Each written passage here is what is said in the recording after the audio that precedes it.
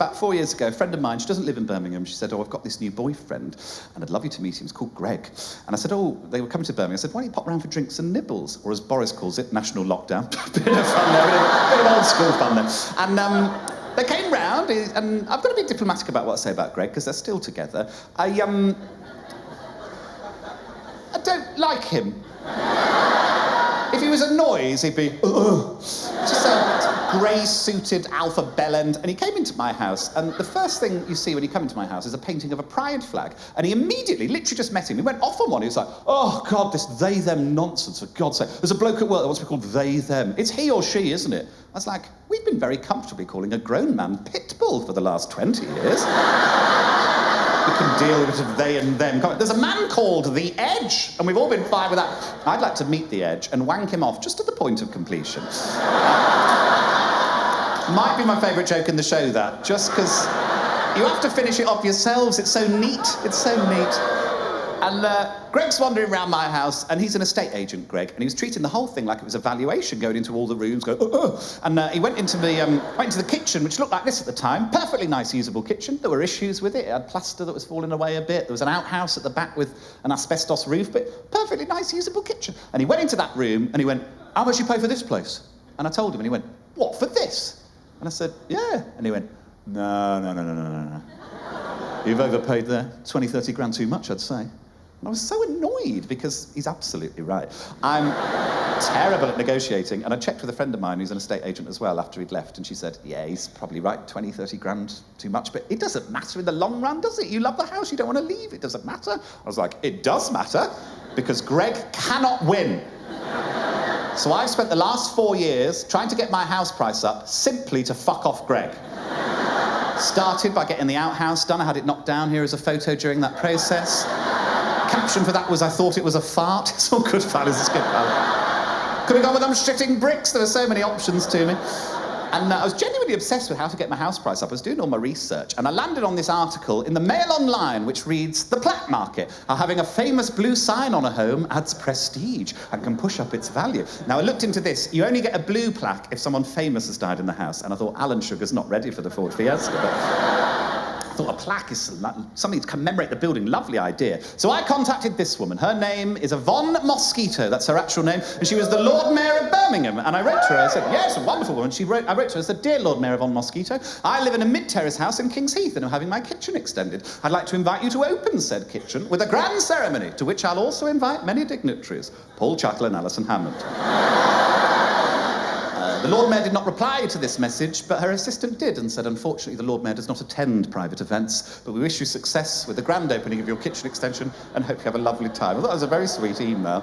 Issue is, she said it's because it's a private event, thus giving me a loophole. Mummy loves the loopholes. So I said, well, if this is a ticketed event and thus not a private event, would that change things? We could sell tickets for charity. Long story short, this happened. And Joe Lycett has hosted an official opening for his new kitchen extension. Everybody, and declare your kitchen extension open. What a corker of a day, what a corker of a crowd, and what a corker of a kitchen. Yeah, that happened. I was on Midlands Today. My favourite show ever. Shafali did the weather live from the kitchen. I just couldn't believe it. I love Shafali.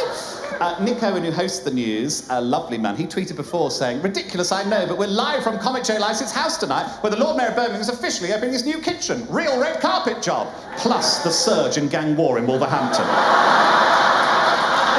I'm a bigger news story than gang war in Wolverhampton. I was over the fucking moon. I was so drunk for the whole day, as you can imagine. At one point, I didn't even realise I was on television. So, how did it all go, Shafali? Well, I think it went brilliantly, actually.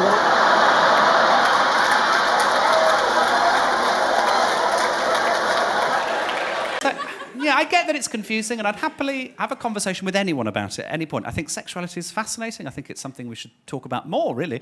But Johnny, in the TA, his response to his confusion was to sort of try and bully me. It was the worst form of bullying because it was sort of undercurrent, so you couldn't prove it, but it was constant. It was things like, I think this reveals a lot about him. Every time he got drunk, he kept getting his knob out and showing it to me, going, oh, you like that, don't you?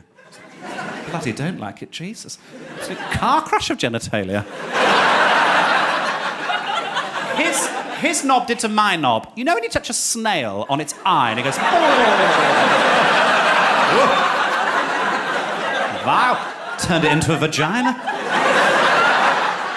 I told Mum that he kept getting his knob out and she went, too much Afghanistan. What does that mean? Like there's a perfect quantity of Afghanistan about it. Oh, no more Afghanistan for me. I'm so full of Afghanistan.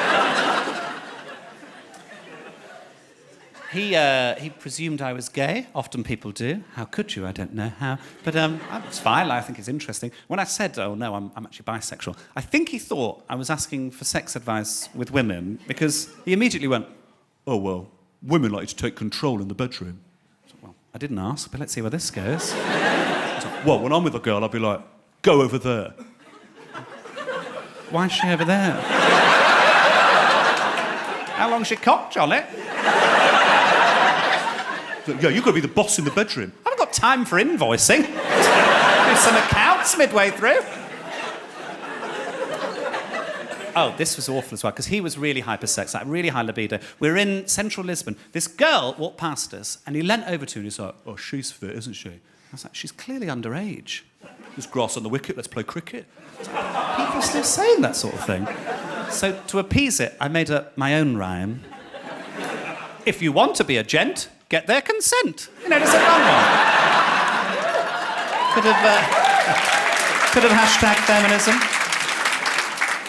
And I didn't want to be at loggerheads with him for the whole time because I've never been to Lisbon before, so I wanted to see that. I hadn't seen my mates for ages, so I thought I'll ask him about his life, see if I can get him to open up. So I said, oh, what's it like being in the TA? How does that work? And he went, oh, well, probably go on a tour in the next couple of years. So, oh, a tour? What are you doing? Art centres? Theatres? Just keeping it light. And he went, no, this isn't a tour like what you do. This is proper war.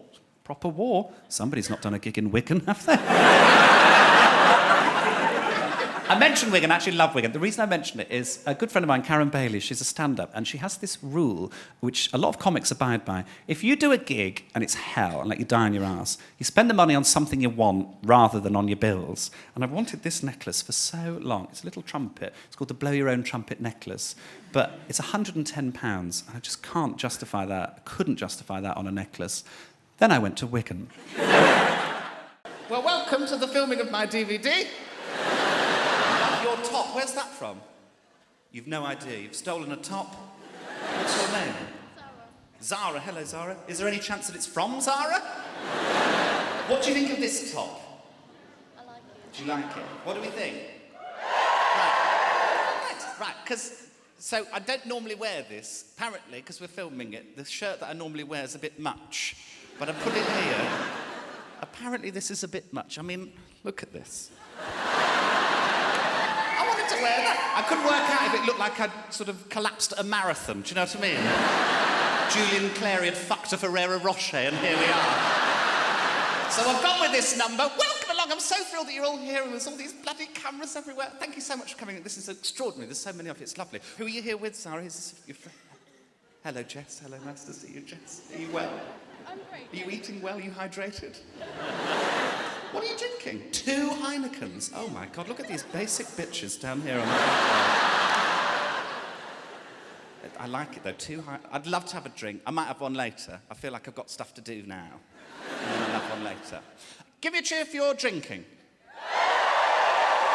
I'm pleased with it. Yes, lovely, good. I did Dry January. Did anyone do Dry January? No, I don't recommend it. Yes, I learnt one thing. My friends are fucking boring. That's what I learnt. If I have to look at another baby picture, sorry if you're preg or if you've had a child, but just spare me your shit, honestly. Really good way of not looking at baby pictures, repeatedly and aggressively shout, no! They go away after a while. It's marvellous, marvellous. Did Dry January. I've done it twice now. Did it last year when I was living with mother and father, Dave and Helen, great couple of lads. And, this might be oversharing this early on in the show, but as a result of Dry January, I got a lot of morning wood, shall we say. A little stiffy in the D, as us lads say, don't we? And, a mechanic came round to collect my car, and Mum answered the door. She shouted up, she said, Joe, you got your car keys? I was having a dream about Idris Elba. As is my right. I had a little slight effect in the pyjamas. Not a full yurt, just a tent.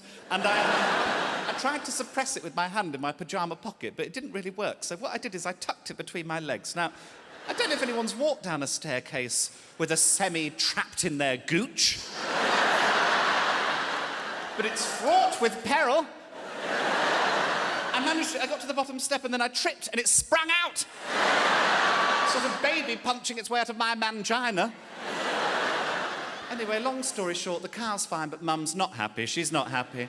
I will be slagging her off later on in the show, so don't worry about that. Helen will be getting it both barrels. Did dry January again this year for different reasons. I went to the doctor last summer and I was feeling tired all the time and he did some tests and apparently I'm deficient. I'm deficient in vitamins B, D, folic acid and omega-3. And he said, 1, eat better because I eat loads of trash, and also go to a pharmacy, get a supplement with all of these in, you'll start to feel better. So I went to Boots. The only supplement that has all of these in is pregnancy support. So I've been on pregnancy support for the last few months, and I tell you what, I feel like a pregnant woman. I sit down backwards onto chairs, I do that one, talk about myself the whole fucking time. I'm a pregnant woman. Sorry if you're preg, I'm going to be slagging you off now. It's just, I'm turning 30 this year, so many of my friends are having kids. I've got a text, actually, which you can use if you'd like. I'm so thrilled with it. If somebody's just had a baby, I'll text them, I'll say, are you sleeping? Because inevitably they won't be, and they go, oh no, I haven't slept for days, that kind of reply, nonsense. And then I'll go back, and I'm so thrilled with the wording of this, I go back and I say, it'll all be worth it when they're softly stroking your hair as you slip into oblivion. It's like Shakespeare, isn't it? Marvellous.